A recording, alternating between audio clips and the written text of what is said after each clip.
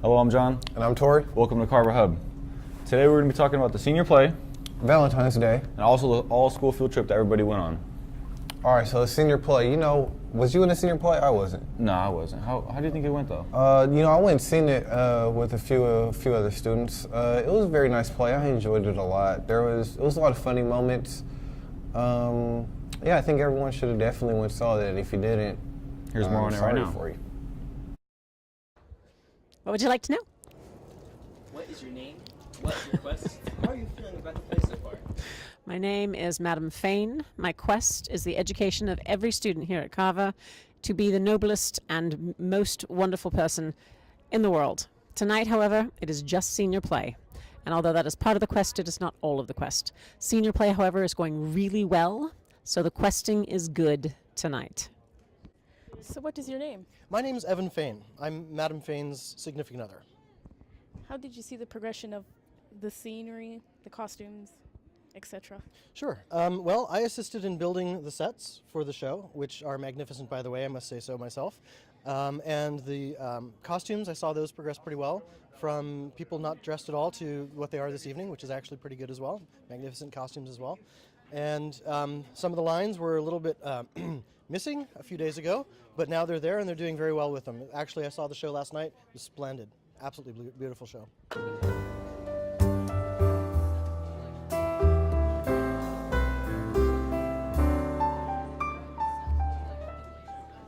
Hello, my name is Richard Hannay. Just came to see the West End show, more in particular Miss Memory. Seems like a bit of fun and excitement to see if she really can memorize all those facts. So, yeah.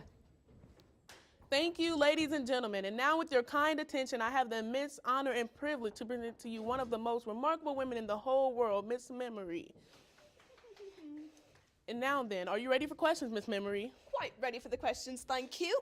And now then, first question, please. Oh, who won the cup in 1926? Who won the cup in 1926, Miss Memory? Who won the cup in 1926? Why, the Tottenham Hotspurs won the cup in 1926, defeating the Arsenal Gunners by 5-0 in the presence of His Majesty, King George V. Am I right? Quite right, Miss Memory. Oh, thank you. Thank you. And now then, next question, please.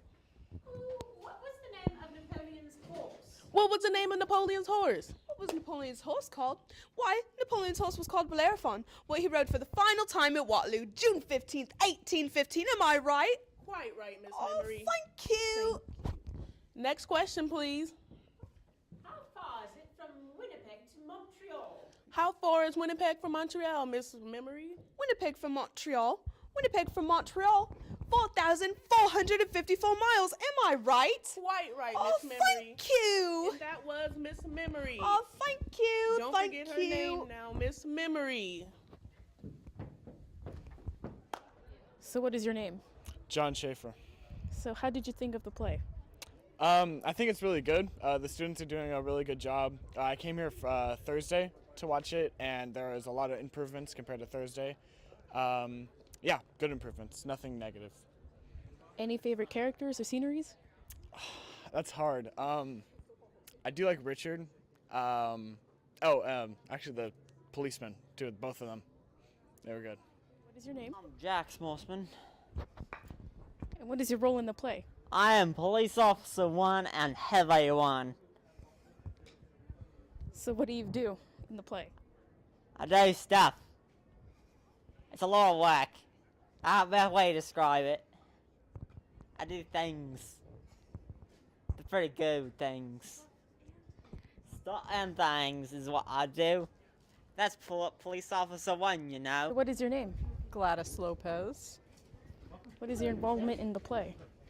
I am the costumer. Do you have any favorite costumes that you built? This play, Margot's dress. Is that all? For this play, yes. I collected a lot of costumes for this because I get to go to all of the different secondhand stores and find costumes all over town, and shoes, which is most challenging.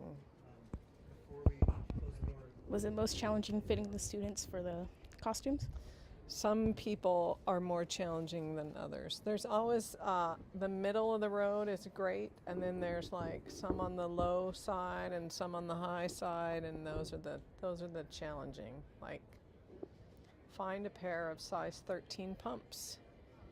That's a tall order. By tomorrow. Or, oh, Gladys, can you make a dress for Margot? It's Sunday night.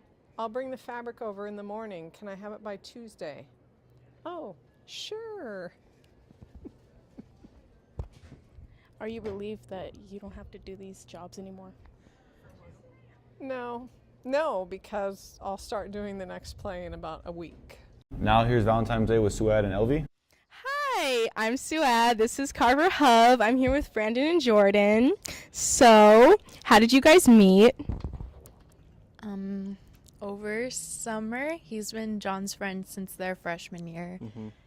And that's like when we got closer. Yeah. Yes. Yep. Who made the first move? Me. I asked her out to Taco Bell, and I bought her food, and she said yes. That won my heart, the Taco Bell. What do you like most about each other? He's a sweetheart. He'll like go out of his way to do things for me. I think that's nice. She's the only one that laughs at my jokes, that's one. And two, she's always there for me when I need it. Do you have any special Valentine's Day plans? Yes. Movies and pizza. Yeah, tomorrow we're going to watch movies and eat pizza. It's going to be great. Cool. Well, thank you. I'm here with Dominic and Ireland. So, how did you two meet? School. School. Yeah. We had PE class Yeah, we together. have PE. Who made the first move? Me. Dom. What do you like about each other? Everything. Yeah. Smile is my favorite thing.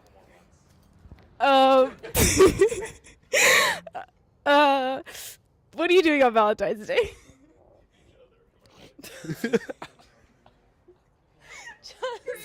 I don't know. Hanging out. Getting food, maybe. We might not hang out. Well, thank you. That's all. And I'm here with Byron and Lexi. So, how did you two meet? Well, I texted her the night before, and we were going to have a day of fighting the next day at Visitation Day on a balance beam in the courtyard. So, who made the first move? She got my Snapchat first, and I pretended like I didn't know who she was, even though I knew who she was.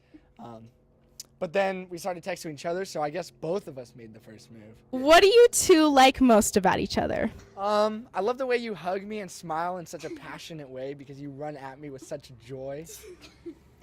Just really makes me feel like you care about me a lot. And that's what it is. Okay. I really like how caring Byron is, and like he's really unique. I like his voice too. Oh, thank you. Cool. So Thank you. So, what are you two doing for Valentine's Day? Go for it. You go You for invited me We're gonna go get pancakes. at IHOP on Friday. I know. We were going hiking that day, and she's like, hey, you want to be my Valentine? I'm like, who else would be my Valentine? She's like, you would. And she's like, let's go to IHOP. So we're getting pancakes on Friday. All right. Well, thank you. Oh, thank you. It was a pleasure. I'll do it. I'll do it. I'm not going to say anything. Clap. Valentine's Day sucks. Okay, it's capitalism and it's just the government trying to make money off of everybody, so they oversell chocolate candies and bears and other dumb red colored things. It sucks. It's not a real holiday. Anybody that believes in it is gullible. Get over yourself. You don't need to limit your love for just one day. Start loving the person that you love every single day of your life. Not. And here's the all-school field trip where the whole school went down to the Sacramento Theater Company.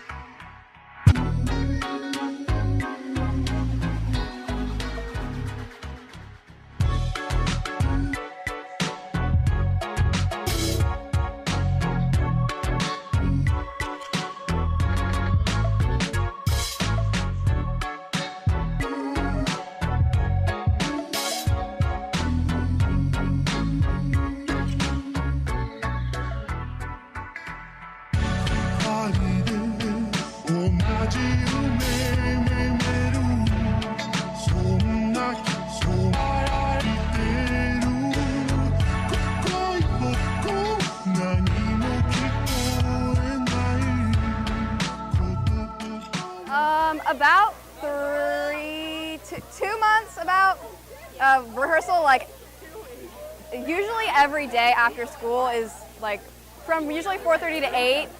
So yeah. Huh? I do feel accomplished. It's so much fun to work on. Yeah. It's so much fun to work on, and I love all the people in YPC because they're like a second family to me. So I'm glad I get to be a part of this. So today we're going to be talking about something that has really affected a lot of us recently, and that is the play. The first question I want to ask is, how did you like it, like excluding the ending? Because we'll get into that later, just like overall. The acting and the dances were really incredible and very well choreographed. I also thought that the play, in terms of like production and stuff, was really, really amazing. Despite all the problems that I had with like the script and only the script, everything else I thought was really, really fantastic and amazingly well done. And it was just really high quality. And so I enjoyed it, even though I didn't particularly like the content.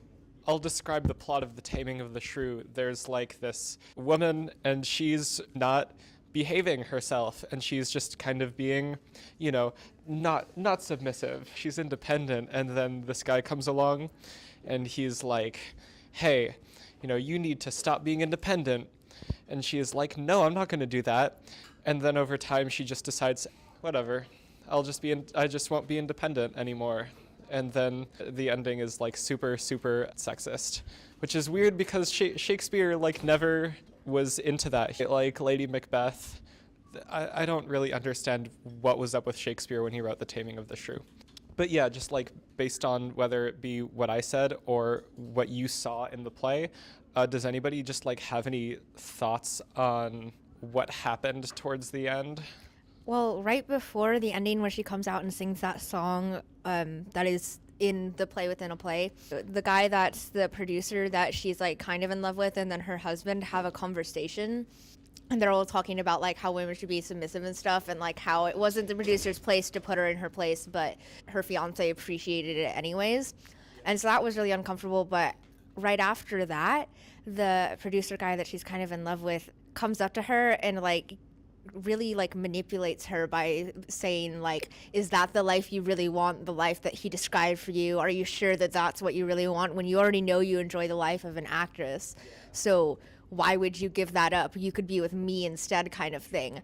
And it was just really, really terrible because he made it seem like those were her only two options, and neither of them was good, especially everything leading up to that point. I would have been a lot more okay with everything that happened up till that point if the ending had been something like her deciding she was going to continue being an actress like she wanted, but that doesn't mean that she had to stay with the producer and stuff like that. So one thing I want to bring up is how many of you who went to see the play read the like liner notes, the director's notes? Yeah, you did? I guess since none of you except for Bella have read it, I'll just say like sort of the gist of what she wrote, which is that this play is sexist, like period. It is misogynist, and I did not want to censor that. I did not want to change that. I just kind of wanted to highlight that because of what's going on, you know, in our like not just our entertainment realm, but you know, everything that's going on with like the sexual assault. So do you think the fact that she intended for it to be a certain way makes her version of the play okay? Do you think that it makes it any different?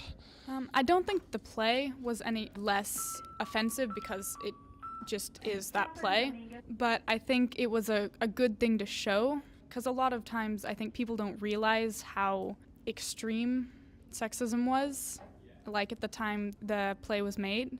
I think also, like, more even than Shakespeare's version, like the 50s version, the like, you know, Kiss Me Kate is kind of, it's like even more offensive, kind of, because it's, I mean, that wasn't that long ago. And also, I think people a lot of times kind of think back to like the good old days of the 50s, and like, I think it's good to show how incredibly kind of sexist it was then.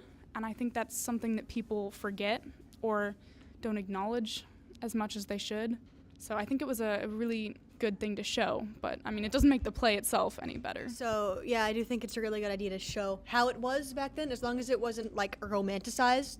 As long as it isn't really pushing that, then I think it is okay to show bad things that have happened in the past like that, or as long as it wasn't like heavily romanticized. I don't think it's that awful, but I don't know how uncomfortable it was to watch it. Basically just what they said, especially Blake. It was romanticized in the play, but having a statement that goes along with that type of content makes it just changes how it's perceived. Because instead of like there being like, yes, this is still okay, I don't need to say anything about this, it's just a play, so it doesn't, it's just a piece of art, so it won't impact anything like that. The director instead took responsibility over what the content she was putting out and made a statement that recognized how sexist the play was and addressed it and gave some like food for thought for people. It was very sexist, but like also besides that, there was like actual physical abuse. He beat her, he starved her. It's kind of shocking. The bizarre thing is that this was totally a comedy. Like, ha ha ha, I'm spanking her was kind of unsettling. I think that the first time I read through the script, I was honestly just kind of reading through it to get an idea for the story, because if you don't know what you're performing, good luck. I think I was a little bit surprised by it, but I was also just kind of like, okay, well, this will all be stage combat.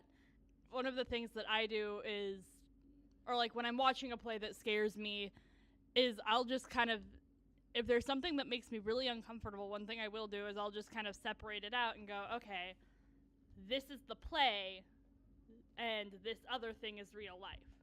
I remember during shows, we were sitting backstage going, that last song, I Am Ashamed That Women Are So Simple, melody-wise, a lot of us felt that that was the prettiest song, and then you remember what she's saying and go, oh wait, never mind. Ending scene. I noticed that, she kind of looked at the audience and gave like a wink.